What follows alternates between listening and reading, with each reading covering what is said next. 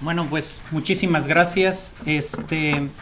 Cuando vi el tema con el que iba a participar, pues pensé en hablar de varias cosas, ¿no? Pensé en hablar de caídas, pensé en hablar de sarcopenia y luego vi el programa completo y me di cuenta que el doctor Montero iba a hablar de caídas y que el doctor Melgar iba a hablar de sarcopenia y dije, bueno, pues ahora de qué hablo yo, ¿no? Y entonces, bueno, vamos a tratar de dar una aproximación de este síndrome geriátrico por excelencia, que es la fragilidad. La fragilidad tal parece que es el objetivo de la mayoría de los geriatras, porque en la última etapa de la vida de los pacientes nos enfrentamos a este síndrome que, si bien es cierto que la mayoría lo utilizamos, no siempre es tan bien entendido como quisiéramos, y prueba de ello es de que hay varias definiciones al respecto y yo voy a tratar de darles la que se ha consensado últimamente. Estos son los objetivos de la charla, en la cual pues vamos a hablar un poco de generalidades, algo de epidemiología latinoamericana, algo de la definición, las condiciones actuales y cómo evaluar precisamente el síndrome de fragilidad, porque hablamos mucho de fragilidad y de pronto nos enfrentamos incluso a estudios de resonancia magnética, dinamometría y otros, pero resulta que la mayoría de nosotros estamos en un consultorio en el cual pues también tenemos que tener la manera de evaluar este síndrome, ¿no? Prevenirlo, y aquí pues me parece que vamos a coincidir varios o los geriatras en puntos en común y al final algunas conclusiones para estos síndromes geriátricos. Durante algún tiempo pues nos fuimos dando a la tarea de mejorar algunas de nuestras condiciones sociosanitarias en Latinoamérica y creo que hasta el día de hoy lo hemos ido logrando. Yo les digo en México que nuestros pacientes en las décadas de los 60, de los 70, pues tenían una morbimortalidad muy diferente a la que tenemos hoy en día. Y fuimos reduciendo la mortalidad, fuimos aumentando la esperanza de vida, pero al ir aumentando la esperanza de vida también fuimos siendo presa o víctimas de nuestro propio éxito en toda Latinoamérica, y pues esto nos lleva cada vez más a tener algunas condiciones clínicas que hace algunas décadas no teníamos. Y este perfil demográfico que también va cambiando, esta es una gráfica de las aproximaciones que tenemos en México, en el cual la pirámide poblacional se va modificando. Por ahí dicen los medios de comunicación que se está invirtiendo. La realidad es que no se invierte, porque el vértice de la pirámide pues generalmente va a estar presente todo el tiempo, ¿no? Y bueno, hace algunos años en México pues se decía que éramos 121 millones de personas, y esto pues va cambiando. La población argentina, de alrededor de 44 millones de habitantes, muestra este comportamiento en su pirámide poblacional. Si se fijan, tiene un comportamiento muy particular, sobre todo en las bases. Generalmente la población que va de los 0 a los 4 años de edad es muy similar a la población que va de los 5 a los 9 años de edad. ¿Y por qué resalto esto? Lo resalto porque este es el comportamiento de la pirámide poblacional en México. Los mismos grupos poblacionales empiezan a disminuir, y entonces esta pirámide poblacional se empieza a convertir en una especie de rombo en el cual pues vamos a ir observando algunos cambios, no solamente sanitarios, sino también económicos y sociales en las próximas décadas. Esta es la última de las pirámides poblacionales, y se fijan, ya más actualizada. El grupo poblacional de 15 a 19 años es más numeroso en porcentaje que los grupos poblacionales previos o más jóvenes, más bien, de 10 a 14, de 5 a 9 y de 0 a 4. Y pues esto no es muy diferente en el resto de América Latina, ¿no? En el cual pues ustedes observan la pirámide pues que va teniendo un comportamiento muy parecido al de prácticamente todos nuestros países. Pero además, ¿cuánto vivimos, no? Nuestra esperanza de vida, les decía que va aumentando. La esperanza de vida en México para las mujeres es de 79, prácticamente 80 años, y en los hombres de 74, casi 75 años. Y luego decimos un chiste en México, ¿no? Decimos que las mujeres tienen derecho a por lo menos 5 años de viudez y ya nos aguantaron toda la vida. Bueno, pues al menos los 5 años. Pero las argentinas resulta que nos ganan, porque las mujeres viven en promedio más de 80 años y los hombres 72 años. Entonces abusan las mujeres argentinas con 8 años de viudez, ¿no? Para el año de 1995, el 20% de todas las consultas que se daban en el Instituto Mexicano del Seguro Social era de geriatría, cuando la población no rebasa el 10% de la población geriátrica en nuestro país. Y un país con 130 millones de habitantes tiene aproximadamente 500 geriatras. Las principales causas de muerte, pues bueno, ya las sabemos, estas creo que son universales, son bastante globales: enfermedades cardíacas, diabetes, tumores malignos, accidentes, enfermedades hepáticas, entre otros. Y estos pues son los hot topics del envejecimiento, en el cual pues definitivamente tenemos que hablar de deterioro cognitivo, depresión, por supuesto inmovilidad y problemas nutricionales, y resalto lo que hoy nos compete, que es fragilidad, sarcopenia, osteoporosis y algunos otros. Y este proceso de envejecimiento pues lo vamos viviendo de esta manera, ¿no? Un proceso de envejecimiento que cada vez nos acostumbramos más los médicos a ver, que es el proceso de envejecimiento patológico o el usual, en el cual pues estamos atendiendo población con un sinnúmero de enfermedades crónico-degenerativas.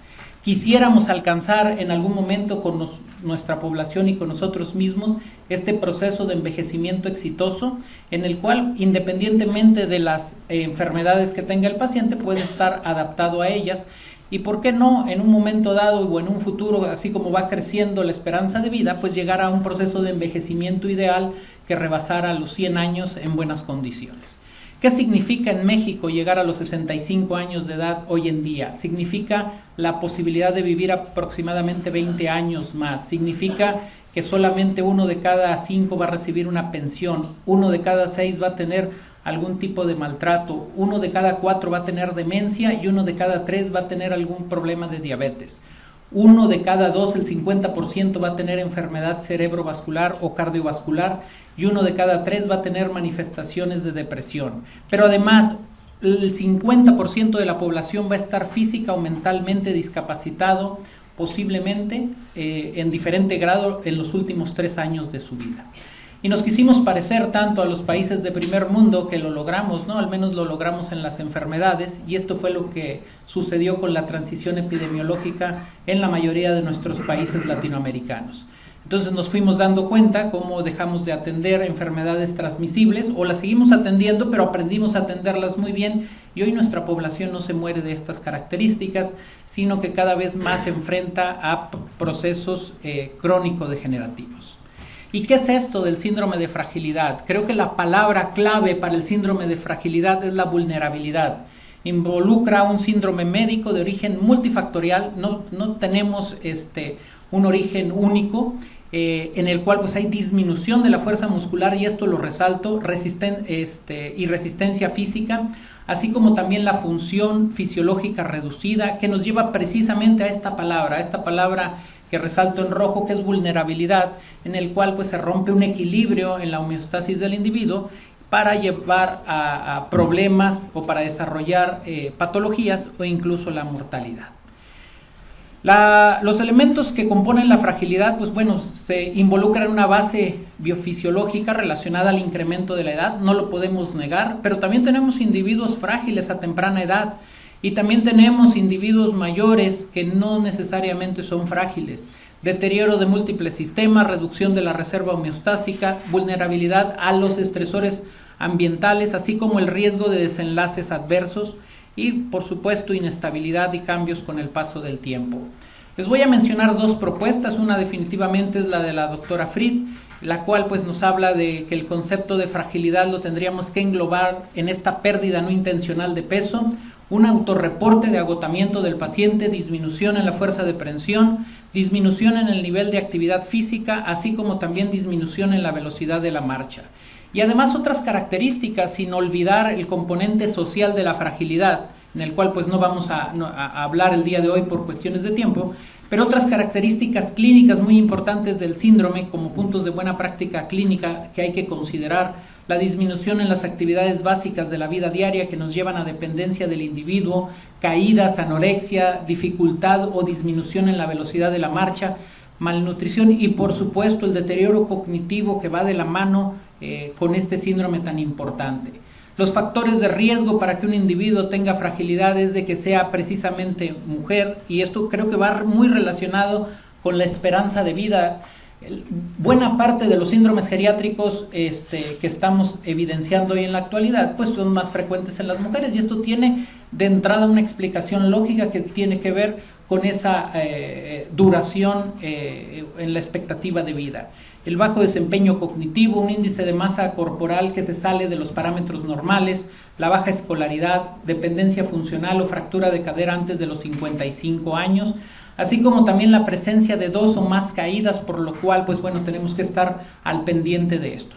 Y los criterios de Enrus, un poco diferentes y tal vez más fáciles de recordar que los de la doctora Fried, con un nivel de evidencia 2B, en el cual, pues bueno, nos habla de una pérdida de peso involuntaria, inhabilidad para levantarse 5 veces seguidas en su silla, sin usar los brazos, y un nivel de energía reducida que se puede identificar con una simple pregunta al paciente. ¿Se siente lleno de energía?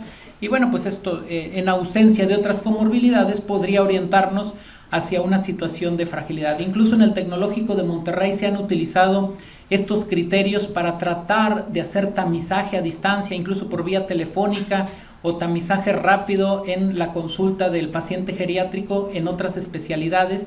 Y bueno, realmente no se ha concluido algunas formas de evaluar más comunes, pero sí nos damos cuenta que los factores de riesgo comunes nos llevan a diferentes tipos de síndromes geriátricos, y estos síndromes geriátricos generalmente desembocan en un síndrome de fragilidad, y al revés, el síndrome de fragilidad por sí mismo nos lleva en una especie de círculo vicioso al deterioro cognitivo, caídas, úlceras por presión, deterioro funcional, entre otros, y finalmente en rojo resaltan las consecuencias, ¿no?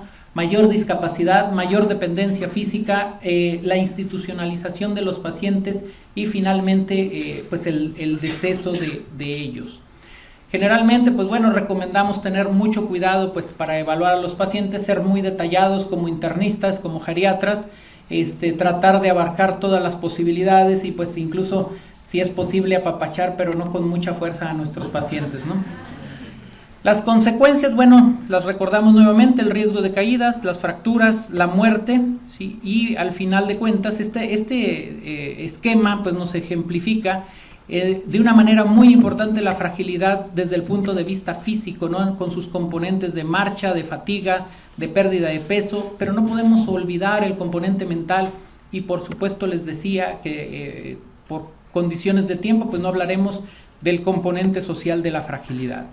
Los instrumentos de medición que tenemos pueden ser muy sofisticados. Hablo de mediciones a través de resonancia magnética, dinamometría, pero sin necesidad de llegar a eso, tenemos clinimetría muy útil en el consultorio, que nos habla de aquellos pacientes que pueden ser todavía capaces de realizar sus actividades de la vida diaria básicas e instrumentadas, y algunas otras medidas basadas en evaluación, como la prueba corta de desempeño físico, que pues es una propuesta para el consultorio en el cual pues hacemos una pequeña prueba de balance, en el cual de acuerdo a la capacidad de cada individuo vamos puntuando, una prueba de fuerza en el cual le pedimos que se levante de la silla durante 5 veces seguidas, y una prueba de desempeño físico o de velocidad de la marcha durante un promedio de 6 metros.